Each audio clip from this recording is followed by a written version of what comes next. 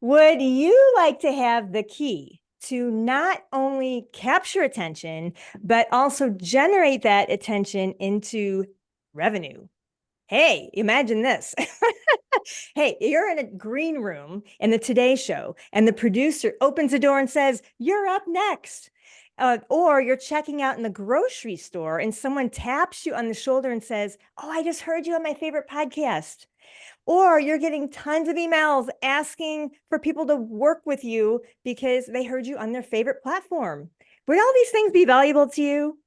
Hello? Yeah, then listen up, because in today's episode, our special guest, Beth Nydick, will be sharing how you can do exactly that. So I'm awesome Angie Engstrom, honoring the awesomeness in you. And I'm Gita Asgard. And once again, a big welcome, Beth. We are so excited to have you here today. So welcome. Thank you so much. I'm so excited to be with you ladies. It's fun. It's like 2-on-1. I love it. Okay, so I'm just gonna start doing a short bio on Beth because maybe some of you don't know her. So let me just get her bio here. So Beth is a publicity strategist and a visibility guru. She has more than 20 years of generating media opportunities that get people paid. She's a former TV producer at NBC and Warner Bros. She's been featured in Oprah, in Forbes, and Parades, and the list just goes on and on. And she's also appeared on several shows, like the Drew Barrymore show, the Tonight Show, just to name a few of them. And her clients, they've been featured in Forbes, ABC, CBS, NBC, and so on. And the list just goes on, but you know where I'm going. So just a big welcome, by the way. We are so happy to have you here today. Oh, Welcome. thank you so much. I don't always hear my bio, but it's one of those things that I'm so proud of, and creating the credibility from becoming a TV producer to becoming a digital entrepreneur and supporting other small business owners and getting the message out. And like you say, Angie, letting them be awesome everywhere. Mm-hmm. Hey, I love Love it. it. Yeah, Mm-hmm. excellent. Well, tell us, we're excited to hear what inspired you to get started in this. Well, after I had started a PR firm after the pandemic, I'd been a speaker beforehand, and I'm an author, and doing all those things. I really felt like I was helping people. I was like a stopgap in people's business, right? I would get them press, but that's where it stopped. So I really started leaning into my clients, like, okay, what can we actually do to make this work for us, rather it be a flash in the pan? And I had to tell you that I love talking about that so much more than I love talking about what you're going to be on and how you're going to be on it, and turn that into what's your message, what's your offers, how are we having this podcast be the start of a conversation, not the end of a conversation. Because I always say leveraging podcast for income every time you step up to the mic. Yeah, that's brilliant. Yeah, absolutely. Oh my Mm-hmm. goodness. So it just kind of came on you as you were doing the work that you realized your love was just shifted a little tiny different direction. So that's I wanted to help people more actually make a difference in their business, because I always felt like I was giving them something to do with it, but it wasn't going anywhere. And being in the media business for so long, and I've been in digital since 2007, like I've been here for a long time, and I've been able to help people make more money, get the TED Talk, get the TV deal, get the book deal, be able to position themselves and make money and get to where they want faster, easier. And I always think media is the most fun way to do it. oh my goodness. How did you get into media in the first place? Like, that's interesting. Well, I wanted to be an actress when I was a little girl. My parents sent me to a camp called French Woods. That was like a premier acting camp back in the day. Like Sarah Jessica Parker was a counselor there, and Adam from Maroon 5 he was there, and Ricky Lake was, like, all the people were there, and I was going to be an actress. And when I started being on sets, I realized that the person in power was not in front of the camera, it was behind the camera. And the turning point for me is that I couldn't sing, and I soon realized that I was not a triple threat, and I can dance, but I couldn't sing. And I started doing behind the camera stuff, really working the production teams and really understanding the story, how to create a story so people watch. And I've always been a TV watcher. I watch everything. I know what's going on. I know who's coming and going and what's happening behind the scenes because it's one of my passions. Everybody watches, not everybody, most people watch TV, right? And they watch TV to feel something. And that just innately goes with who I am because I want you to feel something, being with me, listening to me, hearing me, just being with my kids. It's all about, I'm a Pisces. I don't know. It's very much about emotions. Oh, that's amazing. I love that.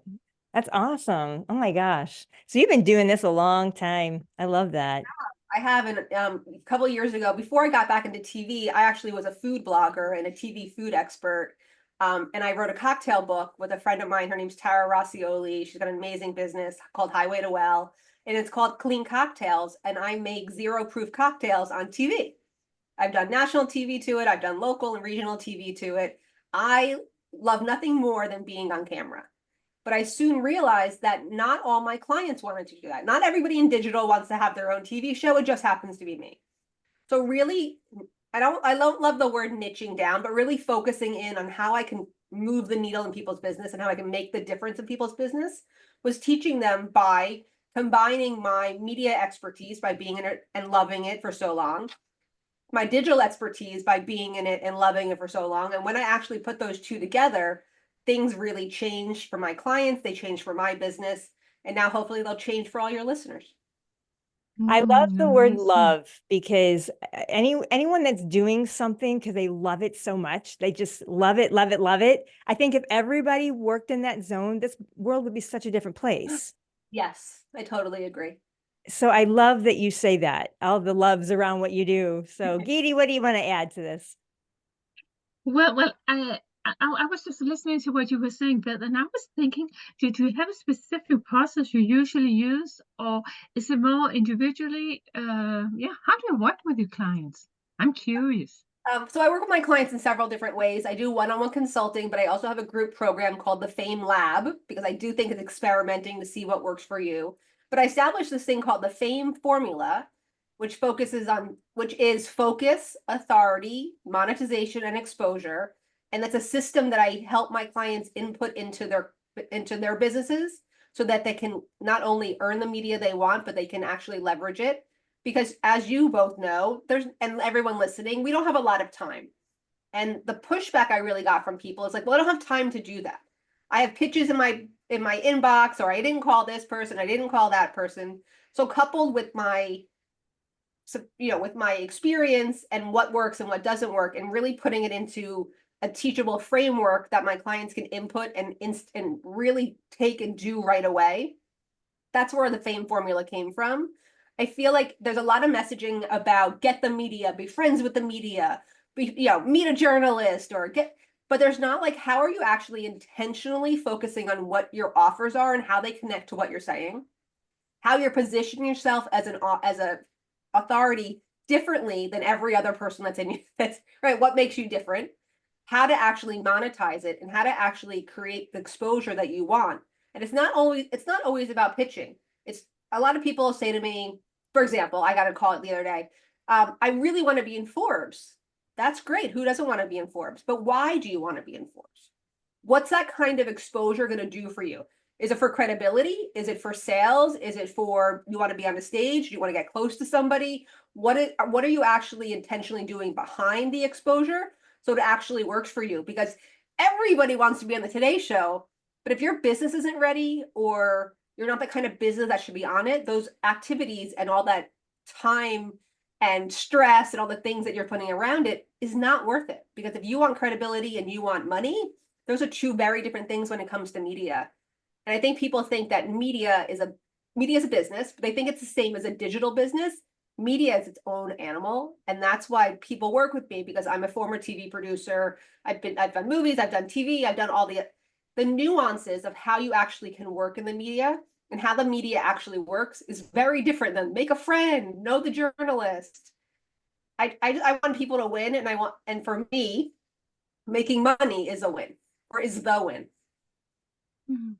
I love that. So yeah, I really like the fact that you're not just focused on getting people booked, but you're actually making sure that the process is solid, so they're getting the results they want. I love that.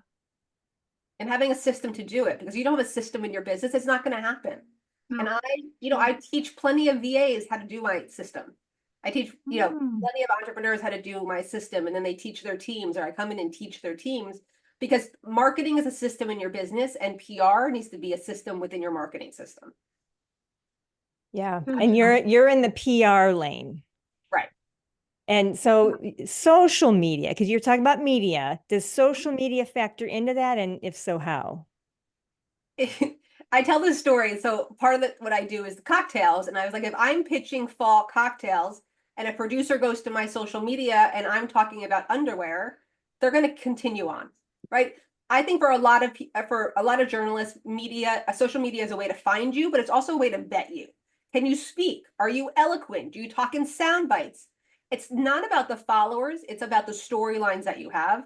And there is a system within the fame formula of how you set up your social media. So when somebody comes to look for you, or someone's looking for a storyline, you show up in the best way possible. Because ladies, what actually makes me the most mad, and I'm from Jersey, so I have a hot temper. What makes me the most mad is that people get amazing, amazing media and then share it once in their story, or they don't pin it to the top of their social media. You have to use media. It's not just a flash in the pan, or it's not just a one-off thing. I tell a story. I have a friend who made cookies for Bobby Brown's runway show in the last century, so the 90s. She is known as Bobby Brown's cookie lady. And she will forever be known as Bobby Brown's cookie lady. And I tell that to give permission to your viewers. To your viewers and to our listeners. That doesn't matter how old your media is or what you've done since, but it's telling your people about that, letting them in on who you actually are and what you've actually done. That's a way to get more exposure for your brand. And you don't need new media. You already have so much. You've probably been on 20 podcasts in the last 2 years. You can just use that, and then having a system within your business, like the fame formula, to continue doing that. That's one of the reasons I created the checklist. It's called the How to Make 10K from Your Next Podcast Interview Checklist. And you can get it in my Instagram bio. It's actually my system, my promotion system, before, during, and after you do for a podcast. And as you ladies know, and I'll tell our listeners, we did a little video before this started. We took photos before this started. It's not just show up and give a great interview. It's show up, talk about your offers without feeling salesy, without being like, you should go buy my program. No, it's explaining why you're passionate and what you do and why you're the solution to people's problems who are listening. Boom. Yeah, I really love that, because I think a lot of people, they think, hey, am I going to be featured on this podcast? And they go on the podcast and they talk and then just gone. They don't even promote it really, which is such a shame, because it's a great opportunity. Well, I'm sure you guys have experienced that. Doesn't it make you mad?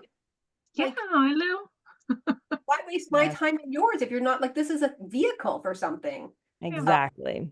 And the other side of that is that podcasters aren't thinking about it. They're just thinking about doing a great interview or putting out great stuff every week, every 2 weeks, whatever it is, but not thinking about how they can use that to make money, because most podcasters don't make a lot of money. Yeah.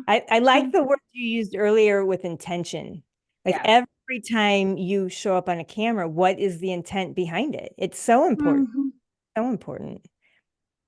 And there's an art and this, like you said, a science and a system and a formula to it. It definitely. Oh, goodness. Our listeners love stories. Can you share some successful client stories? 100%. I have 2 clients who recently just texted me that they made, one was $14,000 and one was $25,000.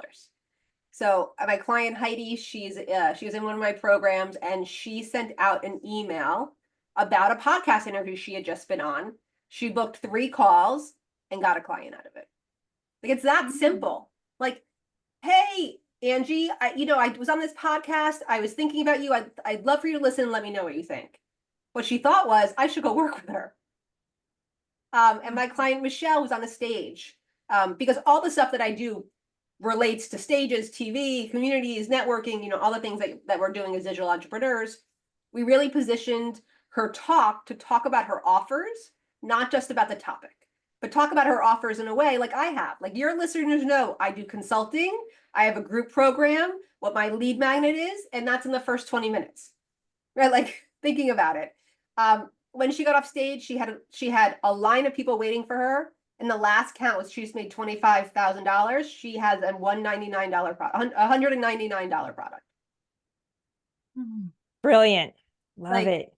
It's Yeah. just, it's being intentional and having the thought process that you're going to do a great show. You're going to have a great speech. That's regardless. That's a known. But how are you making money from spending all the time, energy, the travel, the airline, or just waking up in the middle of the night stressed about it?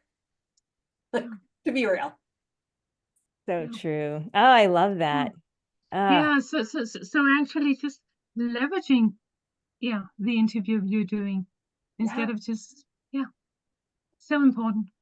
100%. And for me, like I was in Oprah magazine a while ago, but if you pay attention to my social media, it comes up, I think 3 times a year, and people go crazy. And you're like, did you not read? It says TBT. Like, did you not read that it didn't even happen? It happened before the pandemic. It doesn't matter. Those credibility markers are always there. And when there's that old conversation, if Angie and I do the same thing and I have all the logos and she doesn't have any logos, who are you going to think has more credibility? It's me, because I have all the credibility already there. But people think they need to have these big logos, right? They need to have this, you need to be on all the big stuff. It doesn't really matter what it is, because you can leverage anything to look good for your brand, and not just, hey, ABC picked me up. Great. But how about you could be picked up by ABC and have nothing to say? Or I was in my local newspaper and here's an article that actually talks about exactly what I do. Yeah. So I think we have to take the onus of, like, we need this big stuff, because if you actually want to make money, that's not always the stuff that's going to work for you. Yeah, and it needs to be relevant. Yeah. Brilliant. Oh my gosh. Gidi, what else you got?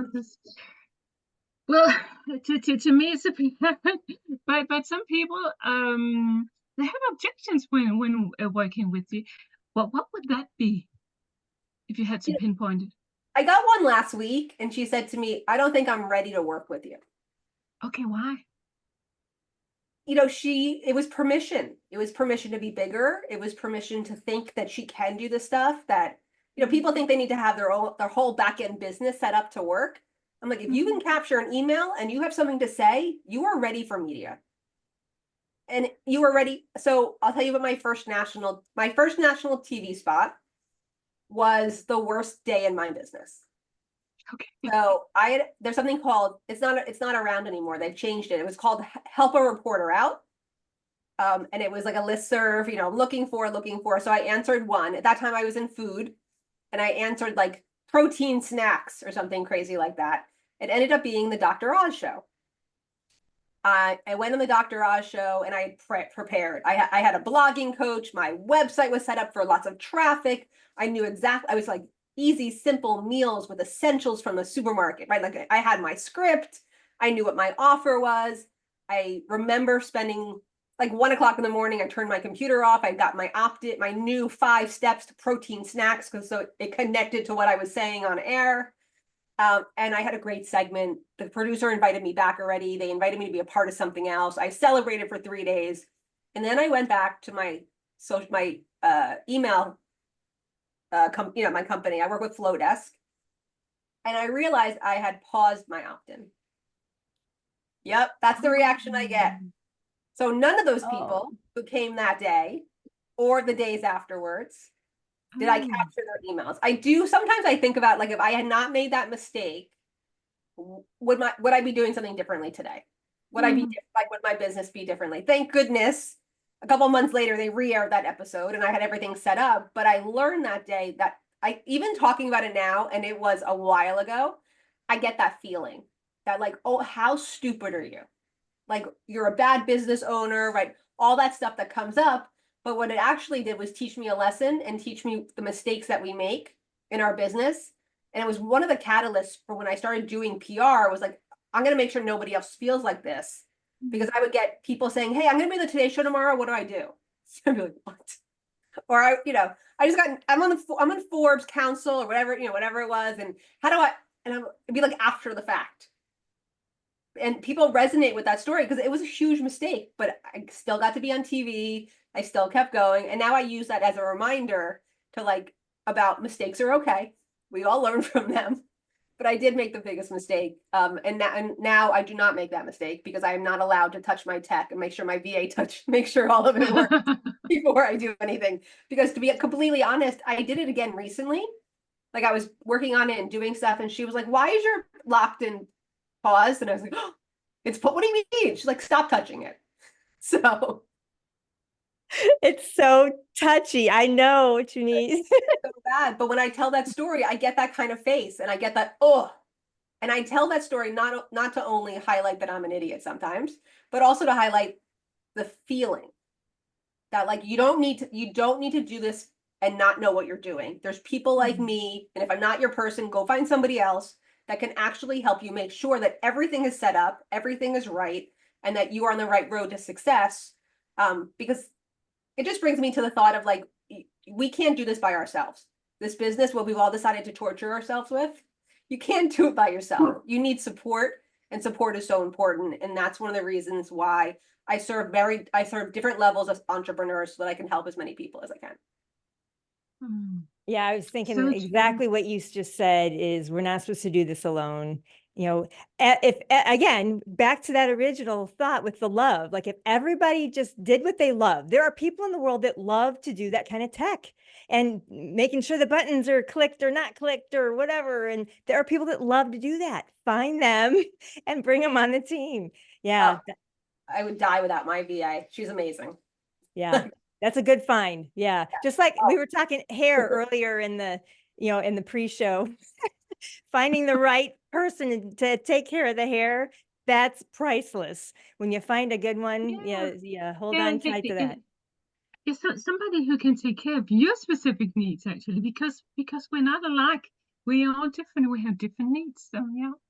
I appreciate that. And when I work with clients, some clients are ready. They're like, I want a TED Talk tomorrow and I want my own show and here's my personality and I'm ready. And other people are like, I'm ready for something, but I don't know what it is. And I love helping both kinds of people because I'm a supporter and I'm a manifester. And I love kind of using my energy with those people to be able to get them to the next level, because not in coaching, there's so much going on in coaching right now. But what I've been hearing a lot lately is I've been burned. I bought that program.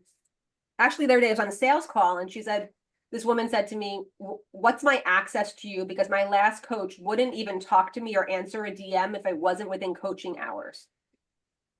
And I was like, "Well, I don't do that. That's horrendous. Get your money back right now." Right. And I like to get my hands dirty. I always say you get my brain in your business for the duration of our contract because I want to actually make your business better. I don't make it easier for you. But what I really want you to do is show up as yourself and feel good about it. Love I that. love that approach. Yeah. Oh, mom, my kids are in college. I got to mom other people. Absolutely. Oh my gosh, that's awesome. Now, I really resonate with the way you coach and what you just said, because I've heard a lot of that recently too. There's been, I don't even. We've all been there. We've all spent 10 grand on the wrong person. Right. Yeah. And it's all learning. It's all learning. And we just grow and keep moving on. That's just what we signed up for. 100%. Yeah. It's, you win some and, learn some. I love that. You'd learn some, Angie. Yeah. I've learned a lot. Yeah, me too. I think most Beth, entrepreneurs have, right, Beth? 100%. well, this has been wonderful, Beth. I really appreciate your perspective on, because the PR media side isn't talked about as much. And I love everything you've laid out today. I think is brilliant. I'm going to be running to your bio in your Instagram and getting that what did you call it? It was the Same. How to make 10K for your next podcast interview. Check. All right, there we go. Yep. I'm going for that. And all the links, we'll put it down in the descriptions wherever you find this recording. And any last comments, Beth, anything we haven't touched on that you want to get out there before we wrap this up? Yeah, so I have a mantra that I use with my clients, and I say nothing means anything until you make it mean something. And I say that because you can be working with somebody like me and being on a podcast or doing stuff, you can make it mean anything instead of making it mean nothing, right? Being on this kind of platform could be really scary for a lot of people. Like, we've been doing this a long time. It's still scary. I still get nervous. When I make it mean something positive versus negative, that's when I win. So if you're out there going, I don't know if this is for me, or I don't know if I can do that, or if I'm out there, I'm going to get too much exposure and people are going to come after, right? We go into our heads so much about it. That kind of stuff, I think, is something out there to scare us. So if you can make being seen, putting yourself out there is a good thing. That's how you succeed. That's how you move the needle forward. And if it resonates with you, I'd love some DMs. Send me possibility. I'll send you a special gift. And I really appreciate being here with you ladies today. Thank you so much for having me.